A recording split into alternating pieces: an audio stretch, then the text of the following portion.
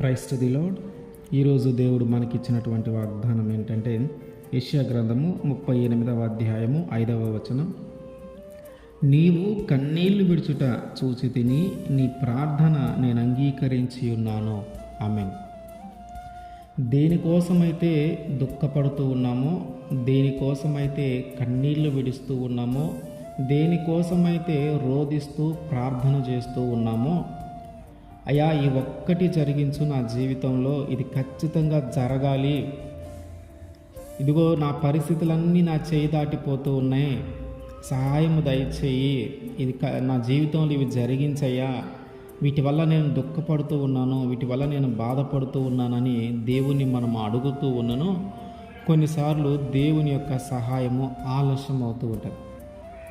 మనం అనుకుంటూ ఉంటాం, దేవుడు నా ప్రార్థన వినట్లేదా, నేను చేసే ప్రార్థన దేవునికి చేరట్లేదా, ఆయన నా దుఃఖాన్ని చూడట్లేదా, ఆయన నా కన్నీటిని చూడట్లేదా, ఎందుకు ఇంకా ఆయన నన్ను కరుణించకుండా ఉన్నాడు, ఎందుకు ఆయన ఇంకా నన్ను ఈ బాధ నుంచి విడిపించకుండా ఉన్నాడు, దేవుడు నా కన్నీటిని పట్టించుకోవటం లేదేమో, దేవుడు నా ప్రార్థన వినట్లేదేమో అనుకునేటువంటి స్థితిలో కానీ మనం ఉంటే, దేవుడు చేస్తున్నటువంటి వాగ్దానం ఏంటంటే, నీవు కన్నీళ్లు విడుచుట నేను చూచి తిని నీ ప్రార్థన నేను అంగీకరించి ఉన్నాను. ఏ ప్రార్థన అయితే వినలేదేమో దేవుడు అనుకుంటూ ఉన్నామో, ఆ ప్రార్థన దేవుడు వినటమే కాదు, దాన్ని అంగీకరించి ఉన్నాడంట. ఏ కన్నీళ్ళైతే దేవుడు చూడట్లేదు అనుకుంటూ ఉన్నామో, ఇదిగో ఆ కన్నీటిని ఆయన చూశాడు, మన ప్రార్థన అంగీకరించాడు. అంటే త్వరలోనే ఆ కన్నీటికి కారణమైన దానిని మన జీవితంలో నుంచి తీసివేసి, ఆ దుఃఖానికి ప్రతిగా ఆనందమును సంతోషమును ఆయన కలుగజేయబోతూ ఉన్నాడు. మన జీవితంలో ఆ బాధ కలగటానికి, ఆ కన్నీరు రావటానికి కారణమైన దానిని తీసివేసి ఒక ఆశీర్వాదంతో దేవుడు మనల్ని నింపబోతూ ఉన్నాడు. ఆ కన్నీటికి కారణం అనేకమైన పరిస్థితులు కావచ్చు, కొంతమందికి వ్యాధి కావచ్చు, కొంతమందికి అవమానము కావచ్చు. ఇట్లా మనిషి దుఃఖపడటానికి అనేకమైన కారణాలు ఉన్నాయి. కారణాలు ఏదైనానో కానీ దాని గురించి కానీ అది కానీ న్యాయవంతమైనదైతే, దాని గురించి కానీ దేవుడి దగ్గర మనం ప్రార్థిస్తే, దాని గురించి కానీ దేవుడి దగ్గర మనం దుఃఖపడుతూ కన్నీళ్ళు విడుస్తూ ఆయన్ని కానీ అడిగి ఉంటే, ఆయన ఖచ్చితంగా ఆ దుఃఖానికి కారణమైన దానిని ఆయన తీసివేసి దానికి ప్రతిగా ఆనందమును సంతోషమును ఆయన కలుగు చేస్తాడు. హిజ్కియా రాజు స్థానంలో ఉన్నాడు. ఒక మరణకరమైన పరిస్థితి ఏర్పడింది.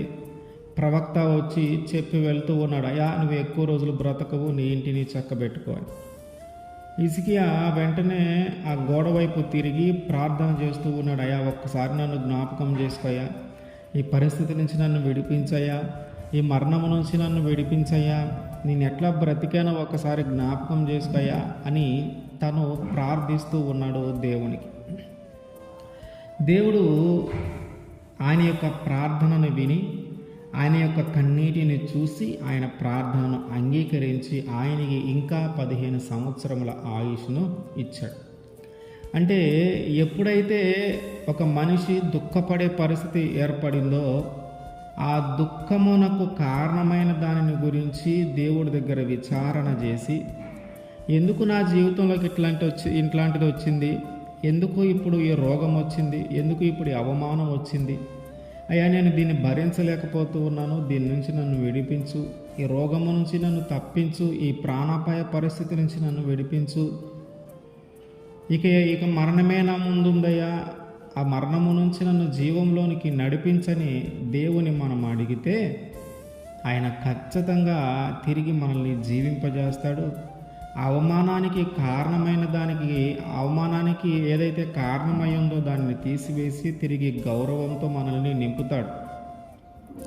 ఇక్కడ మనము ప్రార్థిస్తూ ఉన్నాం, దేవుడు వినట్లేదేమో, మనం దుఃఖపడుతూ ఉన్నాం, దేవుడు చూడట్లేదేమో అనే ఆలోచనలో ఉండిపోతూ ఉన్నాం. కానీ కాదు, ఆయన మన ప్రార్థన వింటూ ఉన్నాడు, మన దుఃఖాన్ని చూస్తూ ఉన్నాడు. కనుక కొన్నిసార్లు త్వరగా సహాయం చేస్తాడు, కొన్నిసార్లు ఆలస్యముగాను సహాయం చేస్తాడు. అయితే సహాయము చేయటం ఖచ్చితమే, కానీ కొన్నిసార్లు త్వరగాను కొన్నిసార్లు ఆలస్యముగాను జరుగుతాం.